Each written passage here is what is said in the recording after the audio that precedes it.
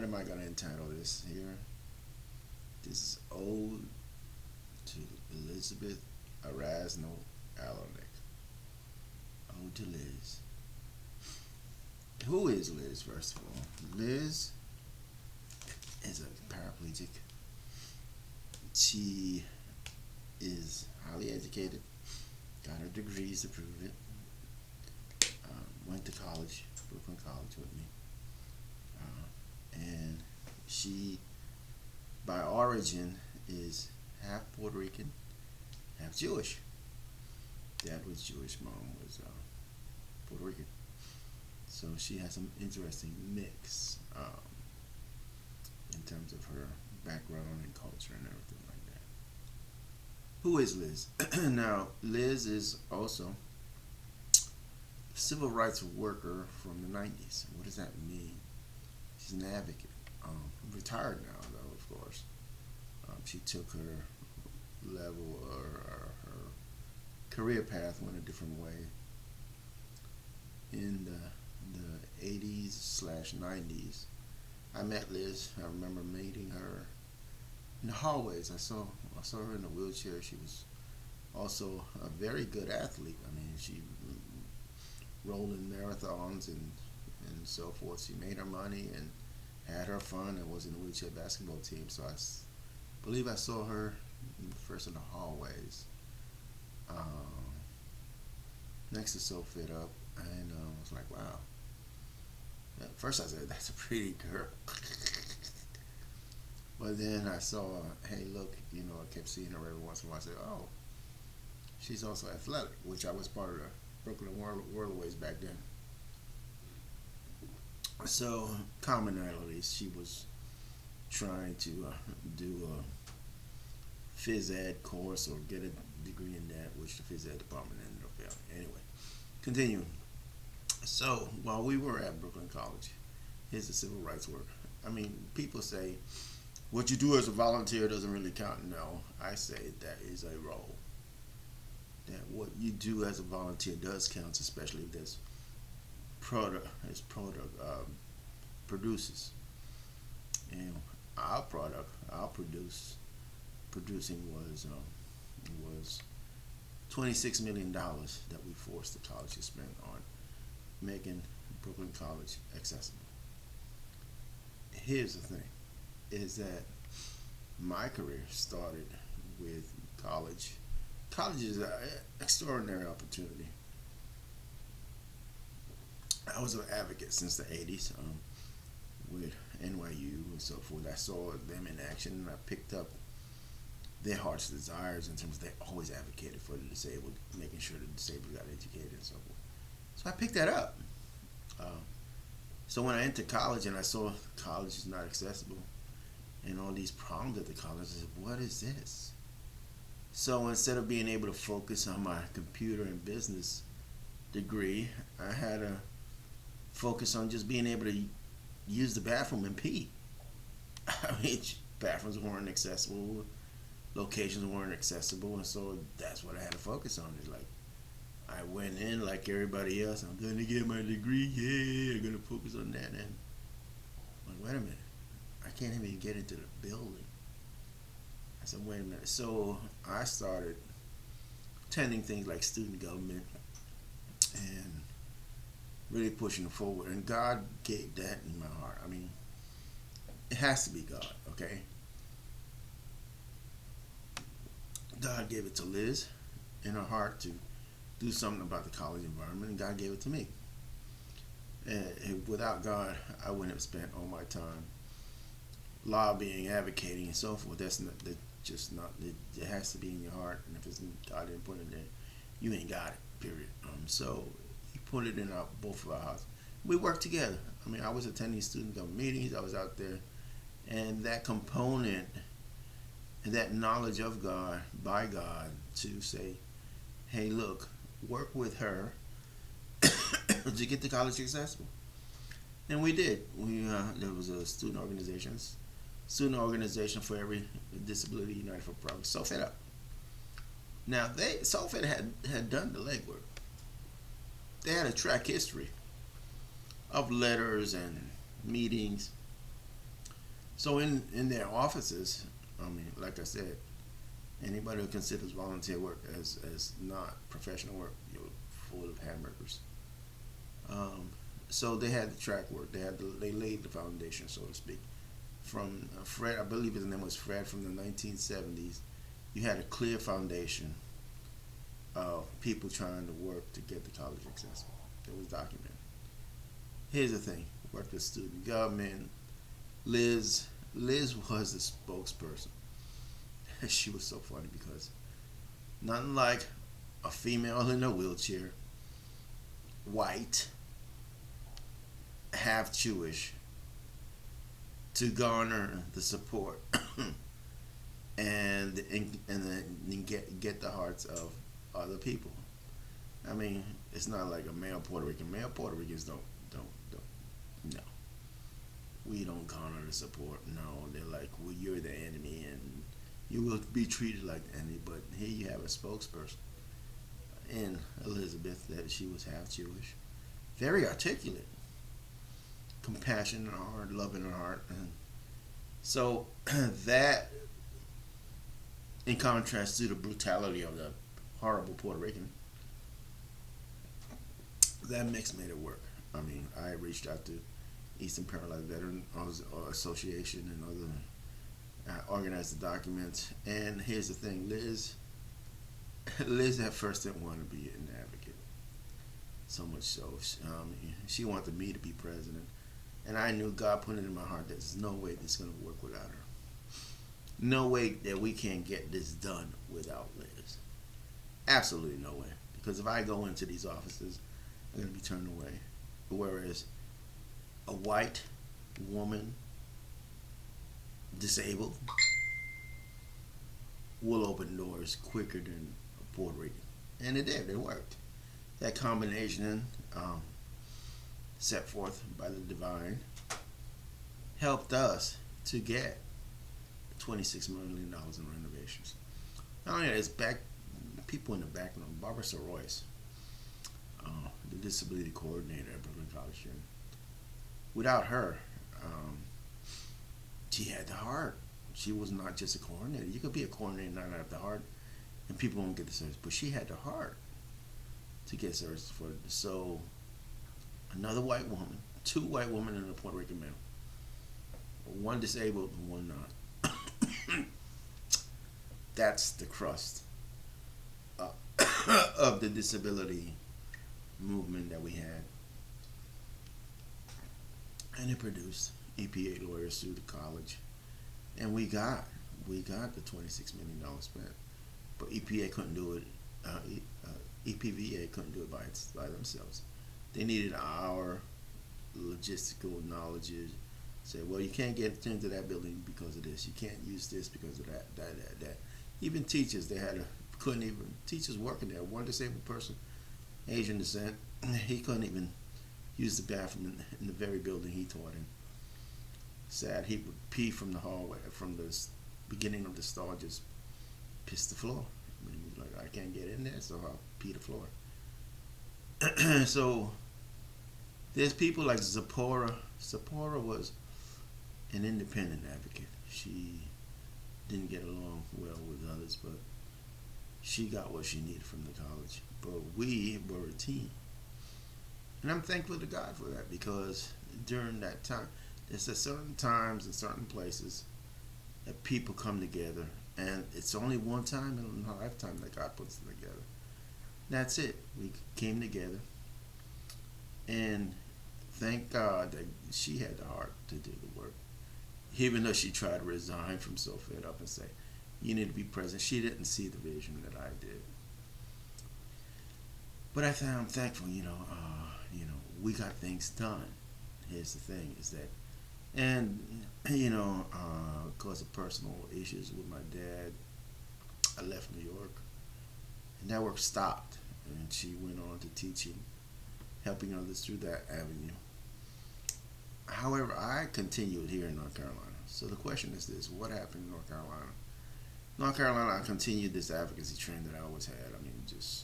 But it was in a worse environment. There's no disability things here.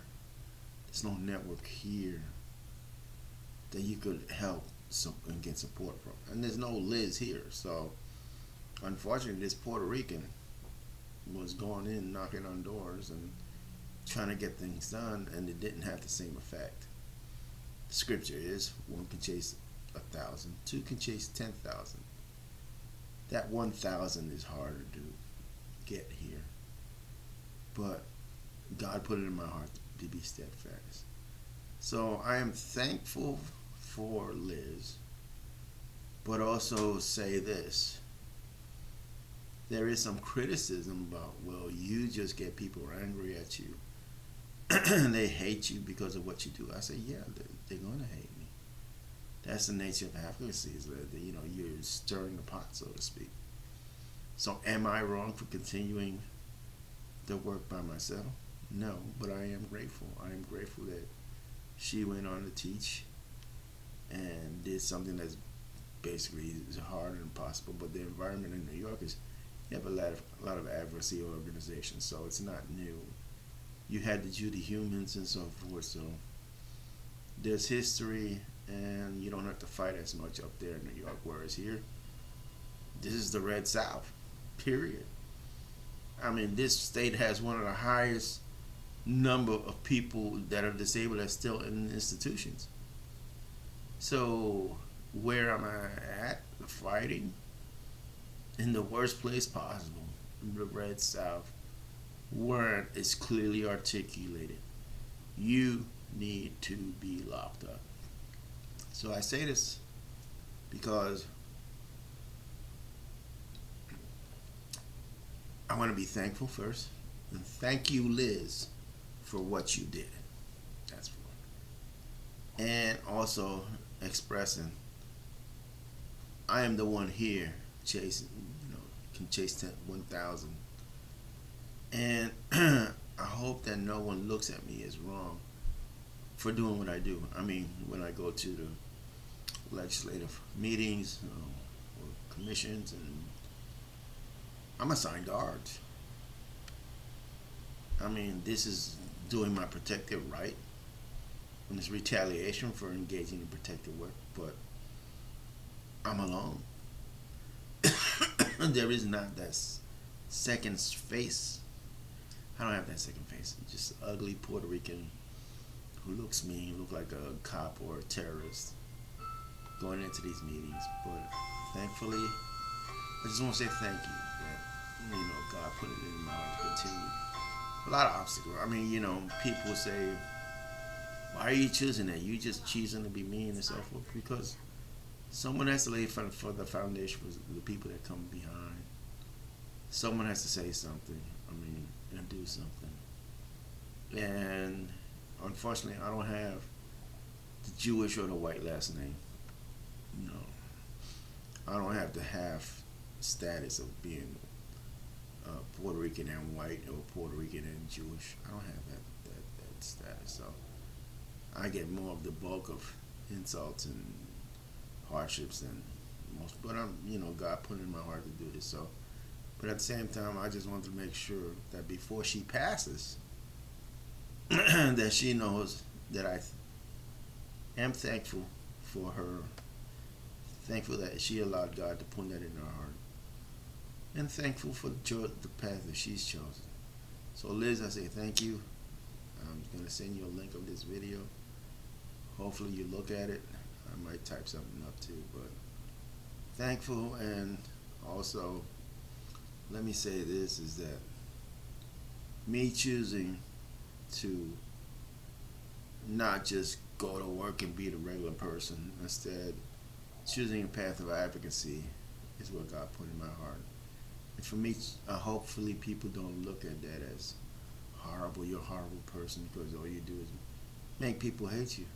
Well, people don't like the disabled to begin with, so if I go into buildings and I don't see a wheelchair or a guy on a crutches or someone with a cane, I say there's work to be done. When you can't see the disabled, you can't see the veteran working at DSS or working in a state government building. If you can't see them, then that means there's work to be done. And by choosing that work, I might be alone here. Uh, I'm praying that God will give me someone else to help in this thing. But so far, it's been me. Gosh, it's been me for years too. I mean, had JFA social services. It didn't take off because I was doing a double shift, a split shift at work. So, and then I thought I was going to resurrect JFA from New York, and just as far as social services, Christian Community Development Corporation. I thought it was resurrected, and I didn't. Then I got married. Oh, talking about and into advocacy, yeah, for many years. Because I got married, had to focus on kids. I think that was one of my biggest mistakes. That had I not gotten married, don't consider this. I hope my kids don't consider themselves. No, it's not a mistake. It's that a mistake in the terms of being an advocate or hindering that progress. That was the marriage. But at the same time, it is a blessing to have kids because now I see my daughter. She says, "You've been a role model. You've done this, that, the other." Even though at first, teenagers, they hate you. Oh my God, you're responsible for every failure of my life. But at the same time, no, there's a turn. Hey, Dad, you were a pretty good, decent dad. But it could have been a whole lot. I mean, I had in my head that I was going to become a foster parent, have 5, 6 kids in the house, and continue that path. But I didn't. God chose a different way. I chose a different way. I think the blessings were on a different path, but at the same time, there's still blessings within. I didn't expect to have to come to North Carolina. My dad had problems and issues. So, well, just thank you, Liz. Appreciate you. While you're still alive, I'm telling you this. And please don't look at what I do as negative. Don't look at me being out here without the two, chasing 10,000. No. Just, I'm thankful. God has a purpose for everything. I mean, He needed someone down here in North Carolina to fight for advocacy. And I'm here.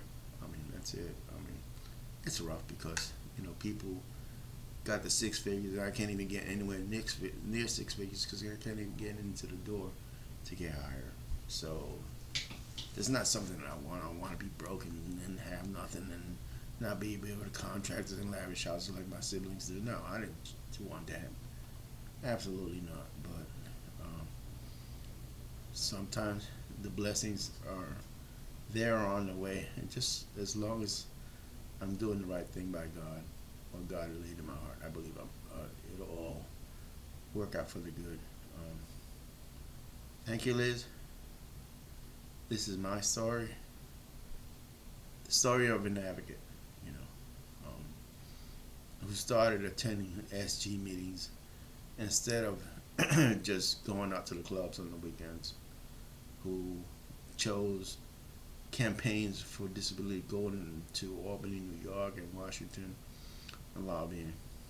I didn't have to do that. I could have been like everybody, just focused on my career and my education. Just got to get a menial job like everyone else. But it is what it is. It goes back to that what the New York City bus driver said. I boarded the bus. I was standing up front next to him. He said, while I was putting my money in the thing, he says, he asked me, "Well, you got your check, right? You deserve your check." I said, "A check from the government is not the same as an opportunity to succeed. A handout, no. I didn't ever want a handout. I wanted to go ahead. I actually tried to join the military when I was 18. Like everybody else, I wanted to serve, but I couldn't. And if anyone believes that having a government check is thriving, I would say there's some insanity in your statement. God bless. Thank you, Liz. Take care, guys, and please don't look negatively on me. It just advocacy is someone's got to do it. I mean, there's the Harriet Tubmans and whatever, all the black congressmen who were wearing Chisholms and stuff. So, take care. See ya. God bless. Take care.